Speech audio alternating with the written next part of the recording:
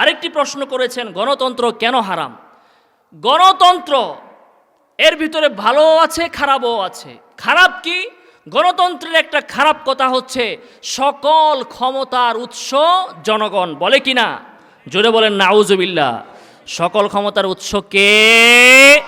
জোরে বলেন কে? গণতন্ত্রের আরেকটা খারাপ কথা হচ্ছে, খারাপ দর্শন হচ্ছে, অধিকাংশ মানুষ যা চাবে সেটাই দেশের আইন হবে। অধিকাংশ মানুষ যদি বলে সুদ খাওয়া ভালো, মদ খাওয়া ভালো, ব্যভিচার করা ভালো, তাহলে সেইটাই সেই দেশে বৈধ হয়ে যাবে। এজন্য অনেক অমুসলিম কান্ট্রিতে দেখবেন সেখানে জিনা, ব্যভিচার ওপেন চলতেছে, আইনত সেগুলো বৈধ হয়ে গিয়েছে। আমাদের বাংলাদেশেও পতিতালয় চলতেছে, রাষ্ট্রীয় আইনে এগুলোর কোনো নিষেধাজ্ঞা নাই। এগুলোই হচ্ছে গণতন্ত্রের ফসল। গণতন্ত্রের আরেকটা বিষয় হচ্ছে, গণতন্ত্র মনে করে যে ধর্মের সাথে রাজনীতি বা রাষ্ট্রের কোনো সম্পর্ক নাই।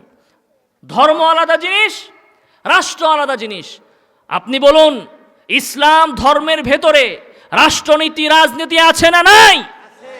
রাসূল সাল্লাল্লাহু আলাইহি ওয়াসাল্লাম রাষ্ট্র পরিচালনা করেছিলেন কিনা? কাজেই কোনো মুসলমান এই কথা বলতে পারে না যে ইসলামের সাথে রাজনীতির কোনো সম্পর্ক নাই।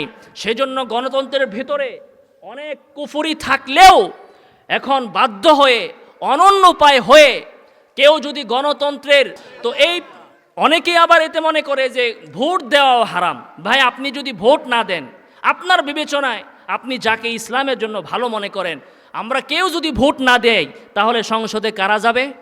সকল চোর, বাটপার, সন্ত্রাসী, ইসলাম বিরোধীরা সংসদে যেয়ে বাসা বাঁধবে। কথা ঠিক কিনা? গণতন্ত্র হারাম, সেটাকে হারাম জেনে আমরা গণতন্ত্রে অংশগ্রহণ করছি না, কিন্তু আমরা ভোট দিতে পারি। এটা রাষ্ট্রের একটা অংশ। যেমন আমরা গণতান্ত্রিক দেশের রাস্তা দিয়ে হাঁটি না আকাশে উড়ে উড়ে হাঁটি?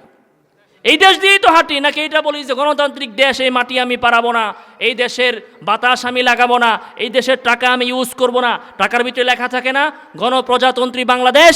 আমরা ব্যবহার করি বাধ্য হয়ে, কিন্তু এর সাথে আমরা একমত নই।